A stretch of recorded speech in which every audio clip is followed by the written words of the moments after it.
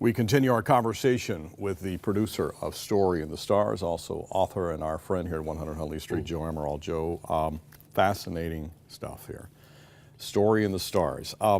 Let's talk about our Savior for a moment. What did Jesus have to say when it came to expressions about signs of the heavens and stars, things that Story in the Stars is featuring? What did Jesus say? Well, first of all, I was shocked that Jesus even talked about stars or the moon or the sun. I had no idea, really. And if I'd heard it in passing, it didn't really connect with me. I've been a believer a long, long time and heard a lot of messages and Bible lessons and story.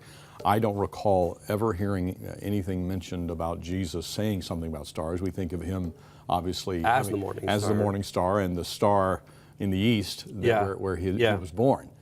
But that's a fascinating. I've never heard anything about Jesus. So please continue. Well, when the Lord started to speak to me about checking these constellations, I came across Luke 21:25, where Jesus himself says there will be signs in the sun, the moon, and the stars. Then he said, "Look to the sky for the sign of the coming of man in the clouds." He talks about these things.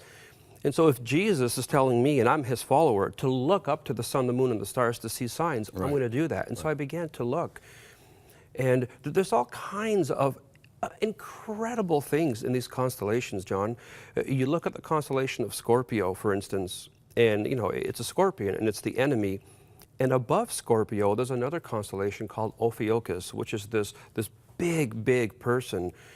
And what you notice is that the tail of the scorpion is coming up and he's trying to sting this figure in his heel. But while that's happening, he's, with his left foot, he's crushing the head of the enemy.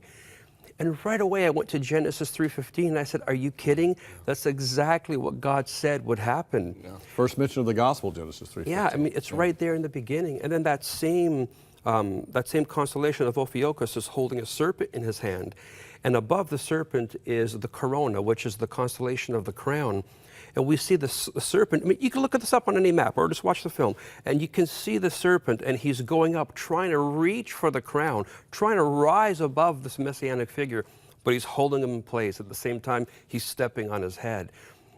So when we pay attention to what Jesus says about the sun, the moon, and the stars, we see powerful messianic images that God, on purpose, put in the heavens. So these stars in the skies are not there by accident. They're just not there by random chance. No way. They're also there to teach us more about what God's creation and God's plan of salvation is all about. Absolutely. He loved us so much that he designed the universe to write the message of salvation in the stars. And this is a beautiful visual journey, Story in the Stars, of how that all, what it means and what it represents, and as well, not just symbolism, but the realities of what it means for our future as we look for a future coming King, Jesus Christ. It's Story in the Stars. It's a 40-minute, beautifully done film produced by our friend Joe Amaral. Joe, thanks for being with us. My pleasure. And thank you so very much.